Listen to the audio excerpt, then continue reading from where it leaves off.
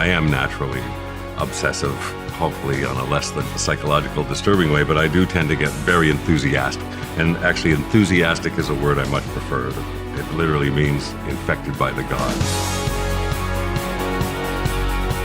A lot of my obsessions actually grew up around a reaction to touring and the tedium of it. Reading had fascinated me since grade school, really, and I can always remember going to the library on every Tuesday after school and getting a new load of books and all that. But I never really applied any of that into writing at that time, because at age 13 I started drum lessons, and that became the all-consuming obsession. All other interests went by the board. Schoolwork went down the drain. There was only drums. And then when I started touring in the 70s with the band, I immediately found it extremely tedious, because we would have maybe a 20-minute set, and the rest of the time was basically just sitting around waiting, or sitting on airplanes or whatever. So I turned to reading at that time, rediscovered it in my early 20s. So I started reading frantically, but kind of methodically, trying to gather all kinds of fiction, trying to fill in the gaps in my education, and a lot of nonfiction from history, philosophy, geography, natural science. And out of the cloistered kind of travel that a rock tour is, I became interested in adventure travel. And also I started carrying a bicycle on the road with me, and on days off I would go out riding in the countryside. So that got me curious about adventure travel, and that played back into writing. I would guess around 85 I went to China on a bicycle trip, my first adventure travel. And something came together at that time, because I decided I'm not taking a camera, I'm going to try to capture this journey in words. So after that China trip, I wrote the first of a journal of my experiences on it.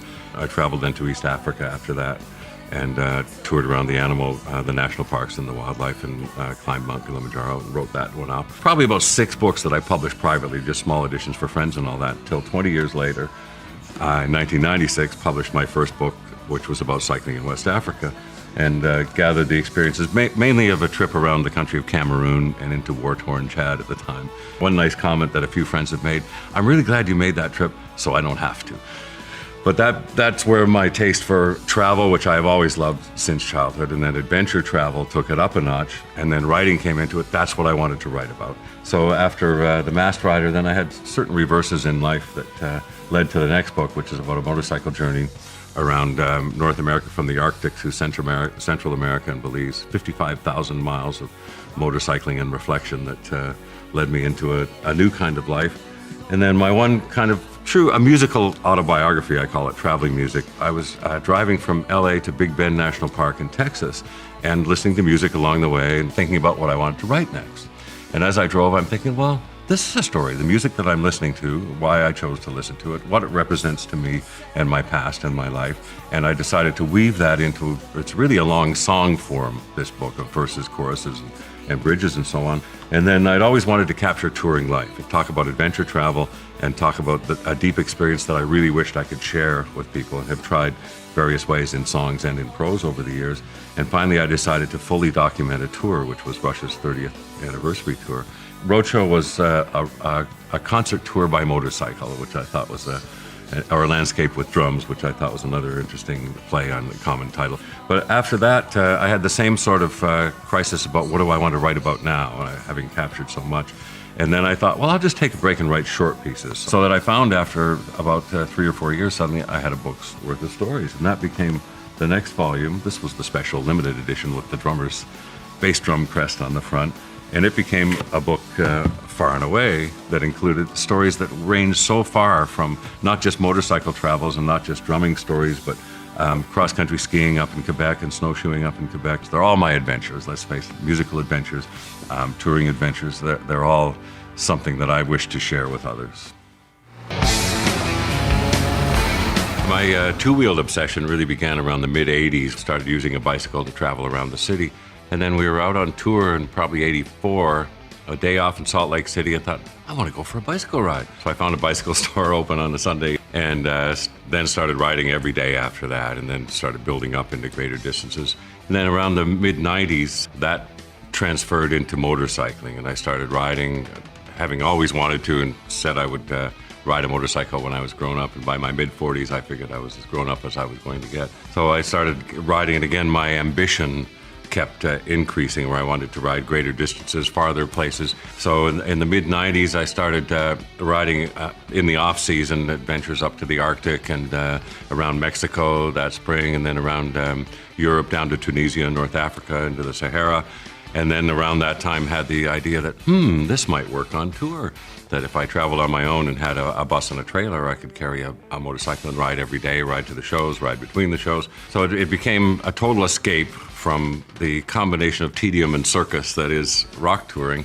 And also what an entree into the wonderful world of the national parks of North America, the scenery, the small towns, and immediately I gravitated toward the small roads. Again, GPS came along, was a huge addition to my touring repertoire, because suddenly I could trace the tiniest little roads on the map. But every day is that kind of adventure, and when I get a new itinerary, I don't look at where the concerts are, I look at the days off between them, what I can do on that day. It's not one big happy adventure. When I get up on the bus in the morning and roll my bike out of the trailer, there's no place I'd rather ride than home. But the point is I have a job to do that day and a place to show up and work. So that being the reality, how can I best make use of that day? And touring life famously can be very cloistering and very alienating. And a lot of musicians over the years have suffered from that in different ways. When you travel the way I do, that's never a danger. I'm in gas stations every day, I'm in diners, I'm in motels, I'm talking to people at rest areas. Sure, I show up at a rock concert and play in front of 10,000 people or whatever. But in between those times, I'm a guy, riding in the rain or riding in 15-degree heat and stopping at the gas station and looking for a motel, the kind of regular things that regular people do.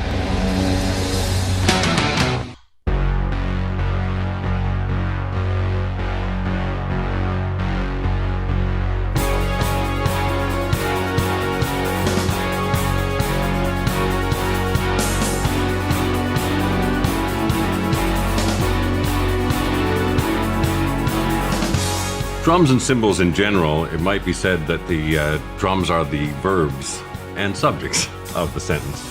Bass drum, snare drum being typical fundamentals for rock patterns. And then what I would call the connective tissue is the hi-hat and the ride cymbal. They have a beautiful contrast to each other, I think, in terms of the expression, the tightness and control. Sometimes in a song, you can have a nicely controlled verse and then, boom, open up to a really nice wide washy effect, syncopated with bells, notes on the bow. Sometimes it can be quite retiring. So again, what you notice are the subjects and verbs, the hard words of the sentence, and then the wash of the ride just connects that together in a textural way that's very nice.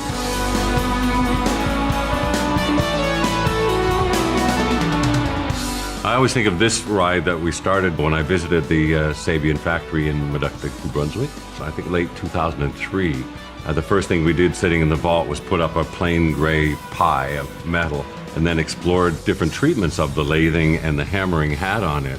So with Mark Love, the metallurgical guru, he would keep going away and coming back with different ones, and we'd try them and discuss them, and eventually arrived at the combination of lathing top and bottom and the hand-hammered bell that gave all of the qualities that I like so much, because I like that washy character with nice definition on the sticking on the bow, but especially across the bell, where I'll often have the shoulder of the stick there for quite a percussive implication. And you can play fills on the bell of a cymbal, really, with a little careful placement of where they lie.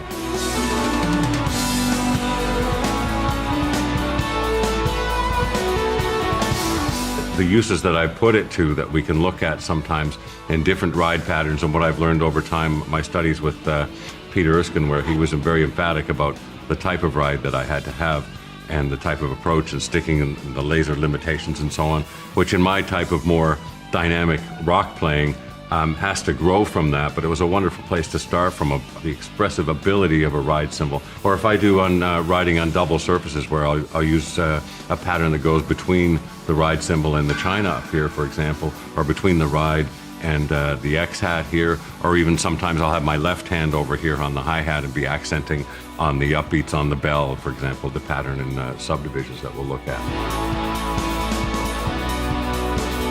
For me, having developed the instrument, that piece of the drum set that was exactly to my specifications was a big part of developing the whole Paragon line of equal expressions in terms of crash cymbals and effect cymbals.